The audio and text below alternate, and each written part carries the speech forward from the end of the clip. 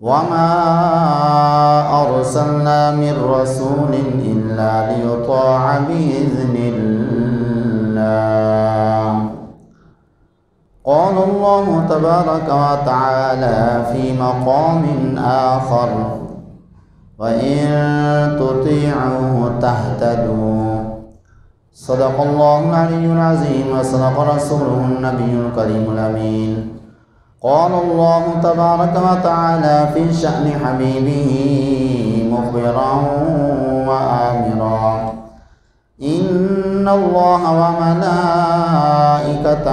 يصلون على النبي يا أيها الذين آمنوا صلوا عليه وسلموا تسليما. اللهم صل على سيدنا محمد وعلى آل سيدنا محمد وبارك وسلم. مولاي صل وسلم دائما أبدا على حبيبك خير الخلق كلهم. هو الحبيب الذي ترجى شفاعته لكل هون من الأهوال مقتحمين. صلى الله تعالى على خير خلقه ونور عرشه محمد وآله وأصحابه أجمعين. واجب الاحترام حاضرین و ناظرین ناظرات، السلام علیکم ورحمۃ اللہ وبرکاتہ۔ آج کی میری گفتگو کا موضوع ہے آقا کریم صلی اللہ علیہ وسلم کے رسول بن کر آنے کی وجہ اور آقا کریم صلی اللہ علیہ وسلم کی اطاعت و فرما برداری کرنے کے انعامات۔ دعا فرمائیں اللہ پاک مجھے حق کہنے کی توفیق عطا فرمائے اور ہم سب کو اس پر عمل پیرا ہونے کی بھی توفیق عطا فرمائے۔ اللہ پاک نے 5ویں پارے اور سورۃ نساء کے اندر ارشاد فرمایا: وما ارسلنا من رسول الا لیطاع باذن اللہ۔ ہم نے جو بھی رسول بھیجا ہے وہ اس لیے کہ اللہ تعالیٰ کے حکم، اللہ تعالیٰ کے اذن اور اجازت سے اس رسول کی فرما برداری کی جائے۔ تو اس آیت سے معلوم ہوا جو رسول آئے اللہ نے ان کو اس لیے بھیجا کہ جن کے پاس وہ رسول بن کر آئے وہ لوگ ان کی فرما برداری اور اطاعت کریں۔ اب ہمارے آقا کریم صلی اللہ علیہ وسلم بھی چونکہ اللہ تعالیٰ کے رسول ہیں، جیسا کہ 5ویں پارے کے اندر ہی ارشاد فرمایا: وَأَرْسَلْنَاكَ لِلنَّاسِ رَسُولًا، ہم نے لوگوں کے لیے محبوب آپ کو رسول بنا کے بھیجا۔ تو آپ بھی رسول بن کے آئے، باقی آپ سے پہلے بھی رسول آئے، ان سب کو بھیجنے کا اللہ تعالیٰ نے مقصد اور وجہ بیان فرما دی، اس لیے ان کو بھیجا کہ ان کی فرما برداری کی جائے۔ فرق اتنا ہے، پہلے جو رسول آئے وہ خاص خطے، خاص علاقے کے رسول بن کر آئے، اس خاص علاقے اور خطے کے لوگوں کے لیے اس آنے والے رسول کی فرما برداری لازم تھی، لیکن چونکہ ہمارے آقا کریم صلی اللہ علیہ وسلم تمام جہانوں اور تمام جہانوں میں رہنے والوں کے لیے رسول بن کے آئے ہیں، اس لیے تمام جہان جن کے بارے میں کہا گیا ہے کہ 18,000 جہان ہیں، 18,000 جہان والوں کے لیے آقا کریم صلی اللہ علیہ وسلم کی فرما برداری لازم ہے، چاہے 18,000 جہانوں میں بسنے والے انسان ہوں، چاہے وہ جانور ہوں، چاہے وہ پرندے ہوں، کیڑے مکوڑے ہوں، پہاڑ ہوں، کنکریاں ہوں، تو سب کے لیے ہمارے آقا کریم صلی اللہ علیہ وسلم کی فرما برداری لازم ہے۔ اب اگر کوئی کہے کہ ہمیں اختیار ہے کہ جی چاہیں تو فرما برداری کریں چاہے نہ کریں، تو کیا ایسا کہنا صحیح ہے، درست ہے؟ اللہ پاک نے خود اس کا جواب ارشاد فرمایا، وَمَا كَانَ لِمُؤْمِنٍ وَلَا مُؤْمِنَةٍ إِذَا قَضَى اللَّهُ وَرَسُولُهُ أَمْرًا أَن يَكُونَ لَهُمُ الْخِيَرَةُ مِنْ أَمْرِهِمْ۔ اللہ ارشاد فرماتا ہے جس مومن مرد اور مومن عورت کو اللہ رسول کوئی حکم دے دیں تو اس کے بعد اس مومن مرد اور مومن عورت کو کوئی اختیار نہیں ہے کہ وہ اپنی من مانی کریں۔ فرمایا جو اللہ اور اس کا رسول حکم دے دیں تو ہر ایک کو اس حکم کے مطابق چلنا ہوگا۔ ہاں البتہ کسی کام کے اندر کرنے نہ کرنے کا اللہ رسول خود اختیار دے دیں تو وہ اور بات ہے، لیکن جس کام کے کرنے کا حکم آ گیا ہے اس کو کرنا لازم ہوگا، جس کام کے کرنے سے منع کر دیا گیا ہے اس سے اب ہم سب کو رکنا ہوگا۔ اب اگر کوئی اس میں من مانی کرے، جی میری مرضی، میں چاہوں تو یہ کروں، میں چاہوں تو نہ کروں، ایسے لوگوں کے لیے پھر اللہ تعالیٰ نے وعید بھی بیان فرمائی ہے۔ فرمایا کہ فَلْيَحْذَرِ الَّذِينَ يُخَالِفُونَ، کہ ان لوگوں کو ڈرتے رہنا چاہیے کہ جو رسول کریم صلی اللہ علیہ وسلم کے حکم کی خلاف ورزی کرتے ہیں، مخالفت کرتے ہیں، کس بات سے؟ ان تصیبہم فتنۃ او یصیبہم عذاب علیم، اس بات سے کہ ان کو کوئی فتنہ پہنچے اور انہیں کوئی دردناک عذاب پہنچے۔ معلوم یہ ہوا کہ کوئی اللہ رسول کے حکم کے اندر جس میں اس کو اختیار نہیں دیا گیا ہوگا، وہ اگر اپنا اختیار استعمال کرے تو دنیا کے اندر وہ فتنے میں مبتلا ہو سکتا ہے۔ کیا فتنہ؟ بے روزگاری، طرح طرح کی مصیبتیں، طرح طرح کی بیماریوں کے اندر وہ مبتلا ہو سکتا ہے، اور آخرت میں فرمایا کہ وہ دردناک عذاب کا مستحق ہو سکتا ہے۔ تو اس لیے آقا کریم صلی اللہ علیہ وسلم کی فرما برداری جو ہے ہر مخلوق کے ذمے لازم ہے۔ جس طرح میں نے عرض کیا 18,000 جہانوں کے لیے آقا رسول بن کے آئے ہیں، تو پھر ان سب کے لیے فرما برداری اور اطاعت کرنا لازم ہے۔ اب سوال یہ ہے، ہم اگر رسول کریم صلی اللہ علیہ وسلم کی فرما برداری اور آپ کی اطاعت کریں تو فائدہ کیا ہوگا؟ اس کا جواب بھی اللہ نے خود عطا فرمایا، وَإِن تُطِيعُوهُ تَهْتَدُوا، فرمایا اگر تم رسول کریم صلی اللہ علیہ وسلم کی فرما برداری کرو گے تو تم ہدایت پا جاؤ گے، تم منزل مقصود پر پہنچ جاؤ گے، اور اس طرح تمہیں سیدھا راستہ جو ہے وہ مل جائے گا۔ جب تم سیدھی راہ پر چل پڑو گے تو انعام یافتہ لوگوں کے اندر تمہارا شمار ہو جائے گا۔ تو معلوم ہوا آقا کریم صلی اللہ علیہ وسلم کی فرما برداری کرنے کی برکت سے ہدایت مل جاتی ہے، انعام یافتہ لوگوں میں شمار ہو جاتا ہے۔ اس لیے جو حضرات چاہتے ہیں انعام یافتہ لوگوں میں شمار ہو جائے، سیدھی راہ پر وہ گامزن ہوں اور سیدھی راہ پر وہ چل پڑیں، تو اس صورت میں آقا کریم صلی اللہ علیہ وسلم کی فرما برداری کرنی لازم ہوگی۔ اب ہدایت بھی مل جائے گی اور سیدھی راہ پر چلنا بھی جی ہم کو حاصل ہو جائے گا آقا کریم صلی اللہ علیہ وسلم کی فرما برداری کرنے کی برکت سے، تو اس سے پھر کیا حاصل ہوگا؟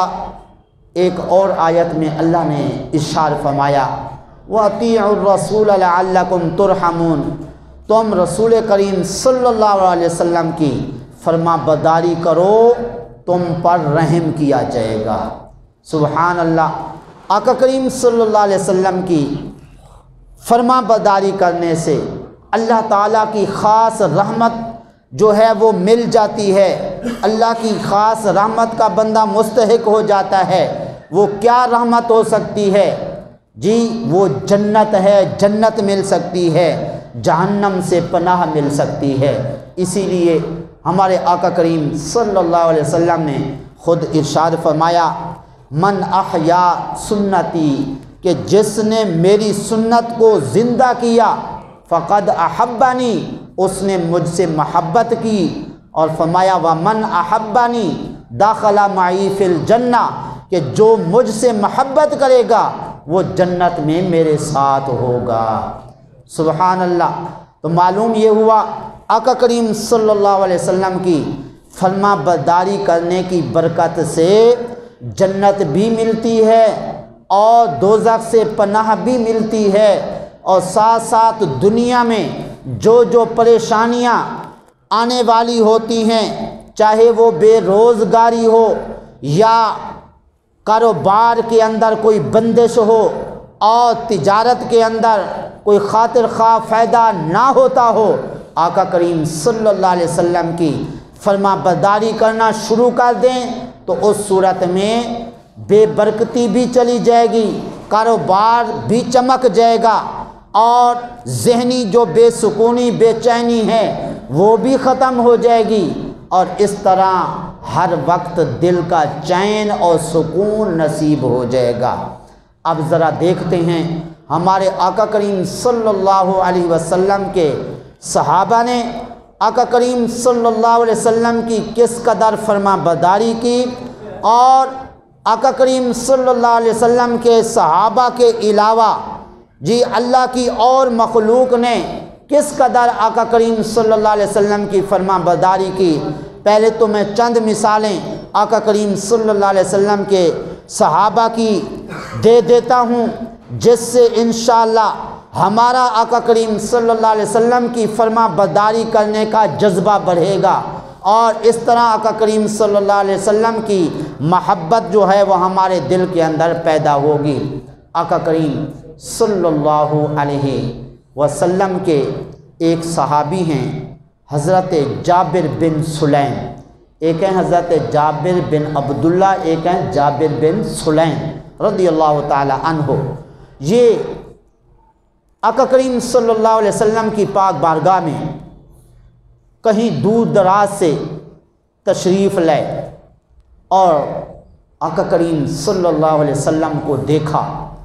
آقا کریم صلی اللہ علیہ وسلم کے صحابہ جو حضور حکم فرماتے ہیں اس کے مطابق وہ فوری طور پہ عمل کرتے ہیں، حضور جو رائے پیش کرتے ہیں فوری طور پہ اس کو بجا لاتے ہیں، اور آقا کریم صلی اللہ علیہ وسلم کی فرما برداری کے اندر کوئی کمی کوتاہی نہیں کرتے۔ تو وہ فرماتے ہیں میں نے لوگوں سے پوچھا یہ ہستی کون ہے، کیونکہ پہلی ابھی ملاقات ہوئی تھی، تو انہوں نے بتایا کہ یہ اللہ کے رسول ہیں۔ فرماتے ہیں میں نے جا کے عرض کیا علیک السلام یا رسول اللہ، اے اللہ کے رسول آپ پر سلام ہو۔ آقا کریم صلی اللہ علیہ وسلم نے جواب نہیں ارشاد فرمایا۔ میں نے عرض کی کیا آپ اللہ کے رسول ہیں؟ فرمایا ہاں میں اللہ کا رسول ہوں۔ پھر میں نے کہا علیک السلام، آپ مجھے کوئی نصیحت فرمائیں۔ آپ پر سلام ہو، مجھے آپ نصیحت فرمائیں۔ آقا کریم صلی اللہ علیہ وسلم نے فرمایا علیک السلام کہنا یہ مردوں کا طریقہ ہے، مرد آپس میں جب اکٹھے ہوتے ہیں تو وہ اس طرح ایک دوسرے کو سلام کرتے ہیں علیک السلام۔ اور جو زندہ لوگوں کا سلام ہے وہ ہے السلام علیکہ یا السلام علیکم۔ تو اس سے یہ معلوم ہوا کہ اگر سنت کے خلاف کوئی کام کیا جائے، خصوصی طور پہ سلام جو ہے وہ اگر سنت کے خلاف کیا جائے تو اس کا جواب ضروری نہیں ہے، کیونکہ زندہ لوگوں کے لیے سنت طریقہ کیا تھا کہ کہا جائے السلام علیکہ یا السلام علیکم، تو انہوں نے کیا کہا تھا؟ علیک السلام۔ یہ مردوں کا طریقہ تھا، تو اس لیے آقا کریم صلی اللہ علیہ وسلم نے ان کو سکھا دیا کہ سلام جو ہے اس طرح کیا جاتا ہے۔ تو اس سے ہمیں یہ سبق ملا کہ اگر سنت کے خلاف کوئی سلام کرے تو اس کو سمجھایا جائے کہ بھائی سلام اس طرح ہوتا ہے، اس طرح نہیں ہوتا۔ جس طرح کچھ لوگ، بلکہ جو ڈرائیور حضرات ہوتے ہیں، آگے بس آ رہی ہوتی ہے، ادھر سے جا رہے ہوتے ہیں، تو صرف ہاتھ کے اشارے سے جی کہہ دیتے ہیں السلام علیکم، زبان نہیں ہلاتے، تو یہ بھی کیا ہے؟ سنت کے خلاف ہے، اور یہ یہودیوں کا طریقہ ہے۔ اس لیے اگر کوئی ایسا طریقہ اپنائے کہ جو سنت کے خلاف ہو، کہ زبان سے نہ بولے، صرف ہاتھ کے اشارے سے سلام کرے، تو اس کا یہ سلام کا جواب بھی نہیں ہے، اور ساتھ ساتھ اس کو بتانا بھی چاہیے کہ ایسے سلام نہیں کرتے، سلام کرنے کا یہ طریقہ ہے۔ اور آقا کریم صلی اللہ علیہ وسلم نے جب اس نے پہلی مرتبہ کہا تھا کہ علیک السلام، آپ پہ سلام ہو، تو حضور نے پہلی مرتبہ کیوں نہیں اس کو بتایا کہ اس طرح جو ہے وہ سلام نہیں کرتے، تاکہ اس بندے کو اچھی طرح بعد میں سمجھ آ جائے۔ کیونکہ ظاہر ہے کہ جب اس کو پہلے سلام کا جواب نہیں ملا تو انہوں نے سوچا ہوگا کہ میرے سلام کا حضور نے جواب کیوں نہیں دیا۔ جب دوسری مرتبہ سلام کیا تو پھر اچھی طرح اس نے اپنے ذہن کو بھی تیار کر لیا کہ اب یہ وجہ جو ہے مجھے معلوم ہونی چاہیے کہ حضور نے مجھے سلام کا جواب کیوں نہیں دیا۔ تو حضور نے پھر بتایا کہ ہمارے آپ کو سلام کا جواب دینے کی نہ دینے کی کیا وجہ ہے، وہ یہ ہے کہ سنت کے مطابق آپ جو ہے سلام نہیں کر رہے تھے۔ اب یہ بھی مسئلہ معلوم ہوا کہ مردے بھی آپس میں ملتے جلتے رہتے ہیں۔ عالم ارواح کے بعد جو اعلیٰ علیین ہے، جہاں پہ مومنوں اور مسلمانوں کی روحیں اکٹھی ہوتی ہیں، وہاں پہ سارے مردے جو ہیں وہ اکٹھے ہوتے ہیں، روحیں اکٹھی ہوتی ہیں، ایک دوسرے سے حال حویلہ پوچھتے ہیں۔ پیچھے جو نیا مردہ جاتا ہے اس دنیا سے تو اس سے پوچھتے ہیں کہ اگر باپ زندہ ہوتا ہے پوچھتے ہیں ابا جی کا کیا حال تھا، امی کا کیا حال ہے، فلاں کا کیا حال ہے، فلاں کا کیا حال ہے۔ تو اس طرح وہ تبادلہ خیال کرتے ہیں، نیا جانے والا وہ سب کچھ پھر ان کو بتاتا ہے۔ آقا کریم صلی اللہ علیہ وسلم نے بھی ایک قریب المرگ کو بتایا کہ ہمارے فلاں کو سلام کہنا۔ تو اس سے معلوم ہوا اگر مرنے والا مرنے کے قریب ہو تو اس کو اپنے سلام بھیج سکتے ہیں اپنے مرنے والوں کو کہ ہمارے فلاں فلاں کو سلام کہنا، تو وہ سلام ان تک پہنچے گا، اور اس طرح وہ سارے حالات جو ہے وہ معلوم کرتے ہیں۔ یہ تو آپ نے اچھی طرح سنا ہوگا، قبر کے اندر بھی باپ جب ہوتا ہے اس کی اولاد کے اعمال اس کے ہاں پیش کیے جاتے ہیں۔ اگر اس کی اولاد کے عمل اچھے ہوتے ہیں، آقا کریم صلی اللہ علیہ وسلم فرماتے ہیں وہ باپ خوش ہو کے اللہ کی بارگاہ میں عرض کرتا ہے، مولا جس طرح میرا یہ بیٹا میری یہ بیٹی اچھے کام کر رہے ہیں، آئندہ بھی اسی طرح انہیں نیکیاں اور اچھے کام کرنے کی توفیق دیتا رہے۔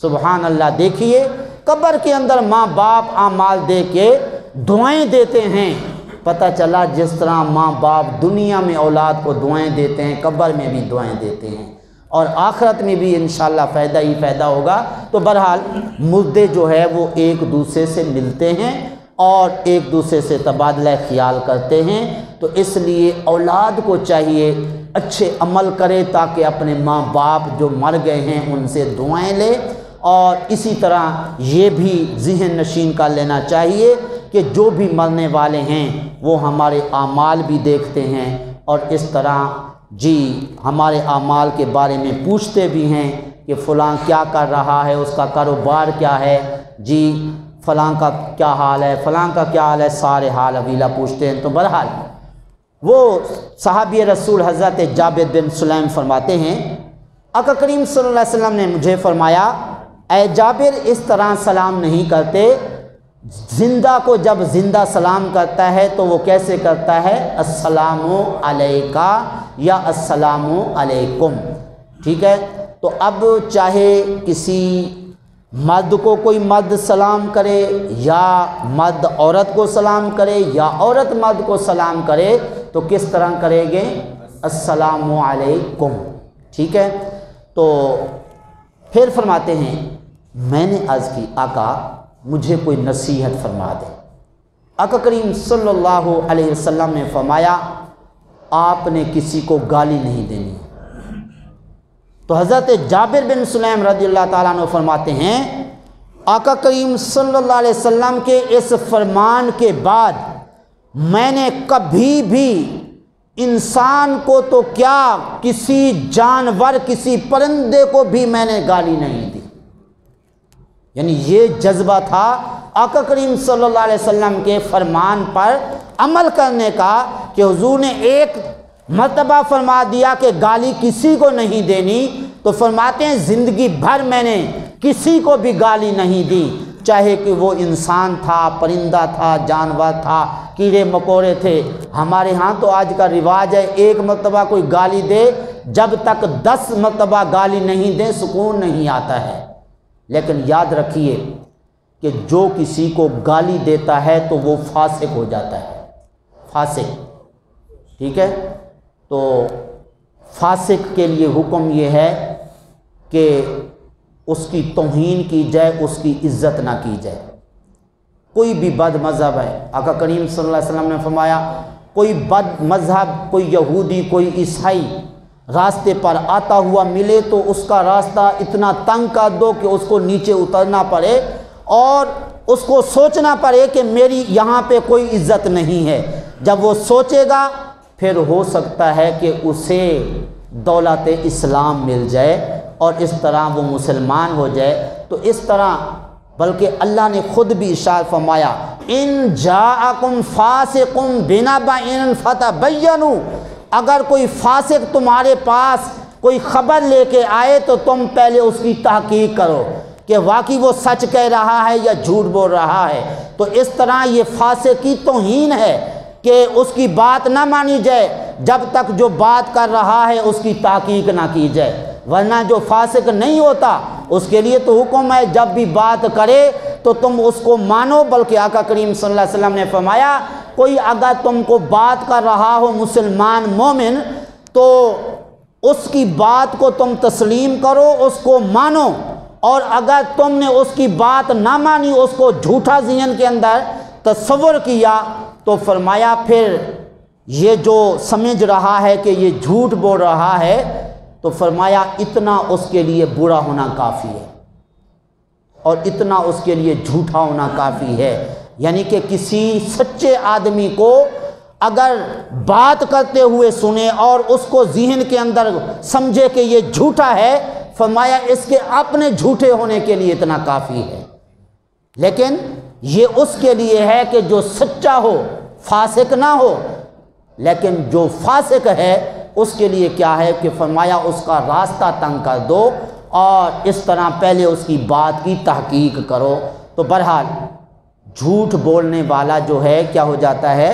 فاسق ہو جاتا ہے۔ تو بہرحال آقا کریم صلی اللہ علیہ وسلم کے اس صحابی نے یہ جملہ بول کے قیامت تک آنے والوں کو سبق دیا، ہم حضور کے غلام، ہم آقا کے غلام حضور کے فرمان پر کس قدر عمل کرتے ہیں۔ حالانکہ زندگی میں جی پھر بھی ایک بار ہو سکتا ہے جھوٹ بولا ہو، لیکن صحابی رسول ہیں، الحمدللہ ہمارا عقیدہ ہے کہ حضور کے صحابہ کبھی جھوٹ نہیں بولتے، ٹھیک ہے۔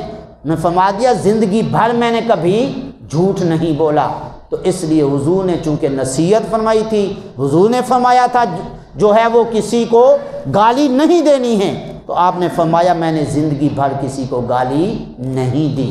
اسی طرح ہمارے آقا کریم صلی اللہ علیہ وسلم کے صحابہ کا جذبہ حضور کی سنت پر، حضور کے فرمان پر عمل کرنے کے بارے میں ایک مثال یوں ہے، ہمارے آقا کریم صلی اللہ علیہ وسلم کے ایک صحابی نے سرخ رنگ کا لباس پہنا ہوا تھا۔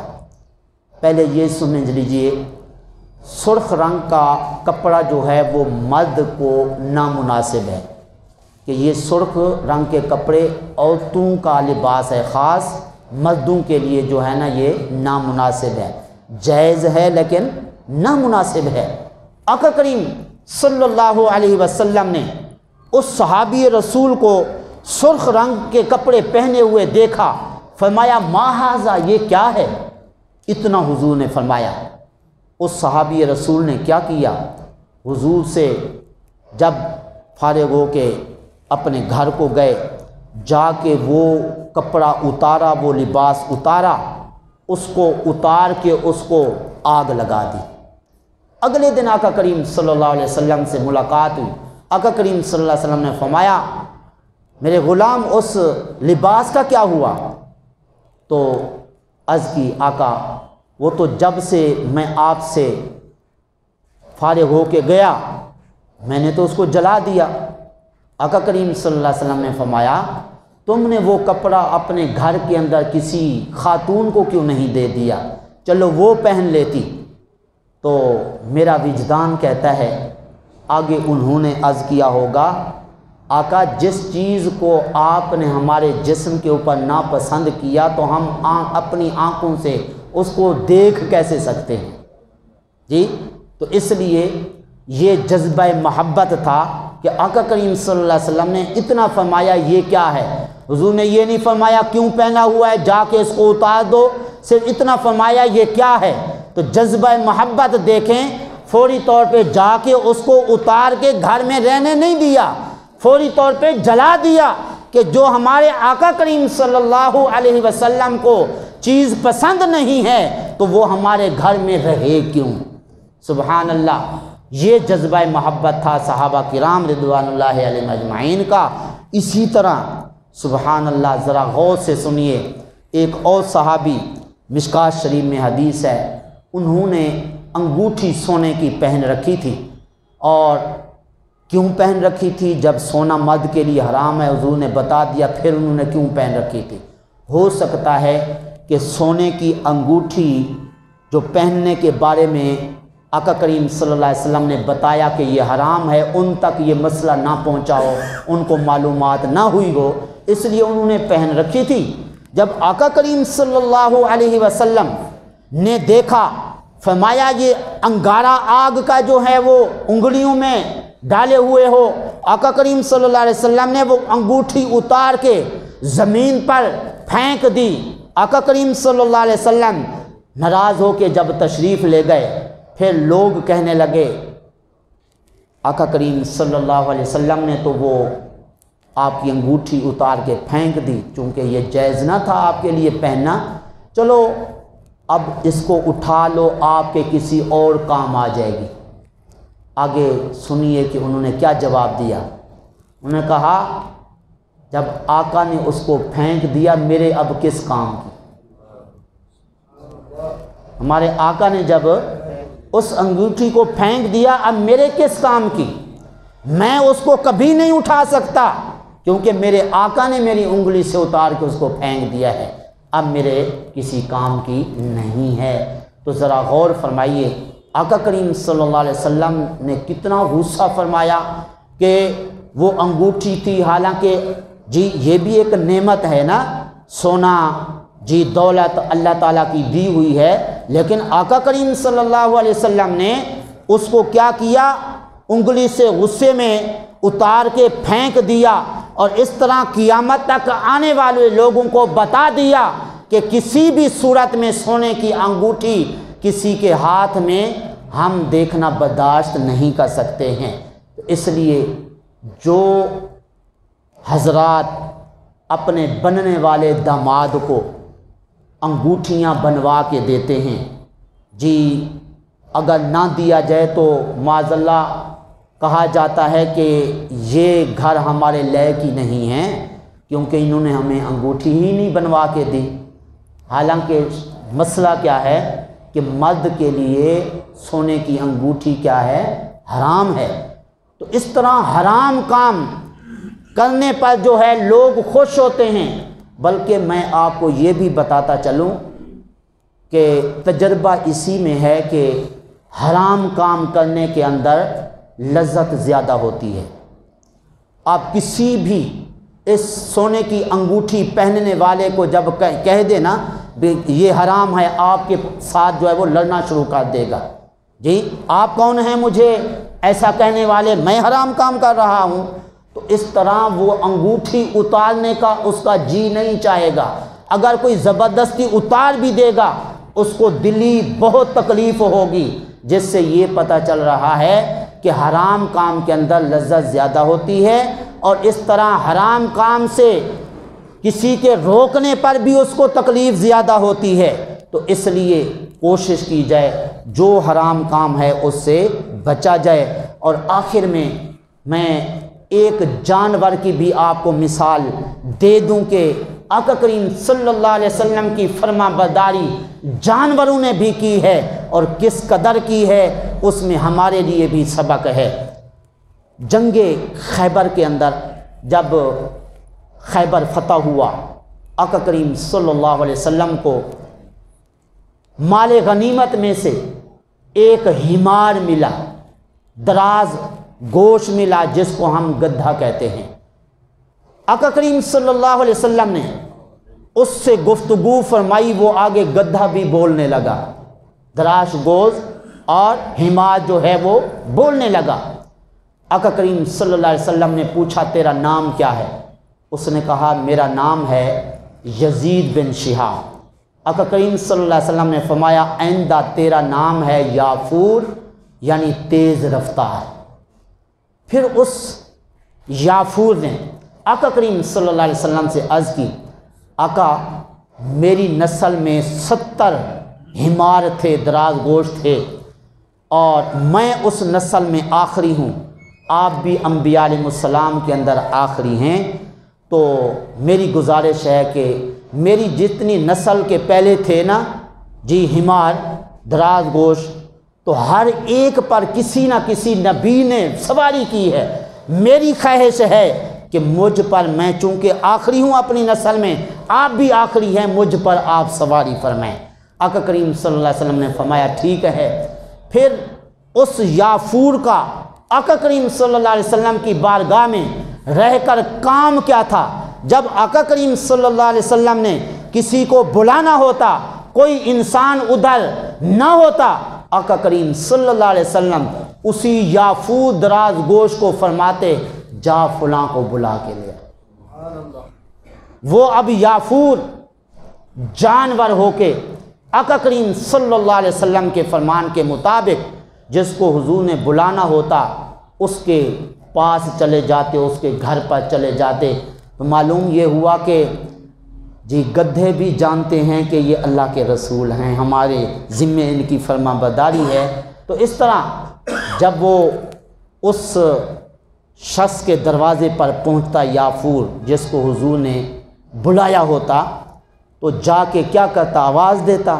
آواز نہیں، اپنا ماتھا جا کے اس کے دروازے پر لگاتا، اور آواز پیدا ہوتی، وہ گھر والا باہر آتا تو اس کو کہتا کہ تو چل مدینے میں سرکار بلاتے ہیں۔ میرا وجدان یہ کہتا ہے کہ آگے وہ صحابی رسول بھی کہتے ہوں گے کیا کہ اس آس پہ جیتا ہوں، اس آس پہ جیتا ہوں کہ کہہ دے یہ کوئی آ کر چل تجھ کو مدینے میں سرکار بلاتے ہیں۔ سبحان اللہ۔ تو اس طرح عرض کرنے کا مقصد یہ ہے کہ ہمارے آقا کریم صلی اللہ علیہ وسلم کی فرما برداری جانوروں نے بھی کی ہے، تو اس لیے اگر ایک جانور آقا کریم صلی اللہ علیہ وسلم کی فرما برداری کرے تو اس صورت میں ہم انسان ہو کے، اشرف المخلوقات ہو کے، عاقل بالغ سمجھدار ہو کے آقا کریم صلی اللہ علیہ وسلم کی فرما برداری اور حضور کی سنت پر عمل نہ کریں تو پھر یہ بد نصیبی ہو سکتی ہے۔ تو بہرحال جو کچھ کہا، دعا ہے اللہ تعالیٰ کی پاک بارگاہ میں ہم سب کو عمل پیرا ہونے کی توفیق عطا فرمائے۔